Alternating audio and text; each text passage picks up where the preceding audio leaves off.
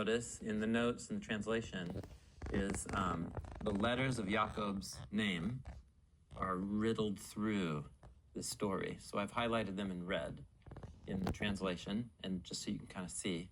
So every little place you go, you see the letters of Jacob's name. This is the story where his name is going to be addressed and changed for the first time. And so this whole story is about Jacob, like it's about him.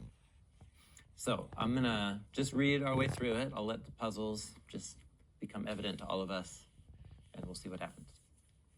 Verse 23. So Yaakov, he arose in the night. Remember, he just built his own ark. It was that night he built the own ark, because it's the night before meeting Esau. He arose in the night, and he took his 2 wives and his 2 female slaves and his 11 children, and he crossed the Yabok. The Yabok. Yaakov, Yabok. Yeah.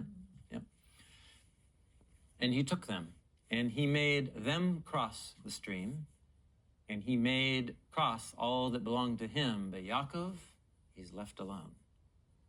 Yeah, the lone human by the river. Yeah. And a man wrestled with him. Wrestled is Yeabek, Yaakov Yeabeks, with the man, until the rising of the dawn. And he saw that he could not prevail over him. And he struck, it's the word touched, but as we're going to see, it can, depending on context, mean contact or contact with force. So it's going to be struck, because look at what happens. He was struck in the hollow of his thigh so hard that it was jerked away, the hollow of his thigh. That's the hollow of the thigh of Yaakov, as he wrestled with him. So real quick, just so you can get the image. So they're wrestling all night, and it's an even match. Right? It's an even match. And so the only option left is he, that is the man, touches the inner part of Jacob's thigh so hard that it dislocates. So it leaves it to your imagination which part of your thigh would have to be hit so hard that you'd knock it out of the socket. Are you with me? Not the inside. It's square to the crotch.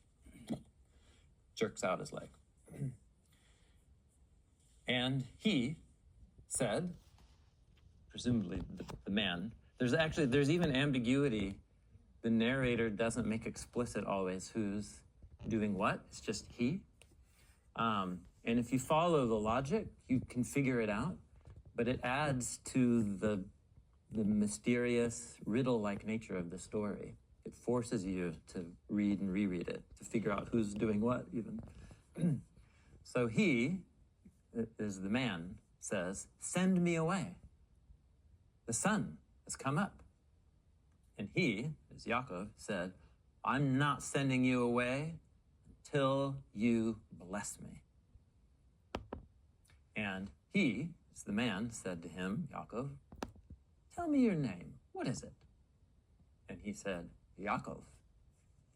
And he said, "Not Yaakov will be your name spoken anymore. Rather, Yisrael, because you have sarad with El and with humans. And you've won. You've prevailed." And Yaakov requested, "Hey, you tell me your name." No. And and the man said, "Why do you want to know my name?" And he blessed him there. And Yaakov called the name of that place Pani El. Pani is the word face. Face of El. Because I have seen El face to face, and my life was spared. And the sun rose, and he crossed Penu El, variation of face of El, but he was limping on that thigh.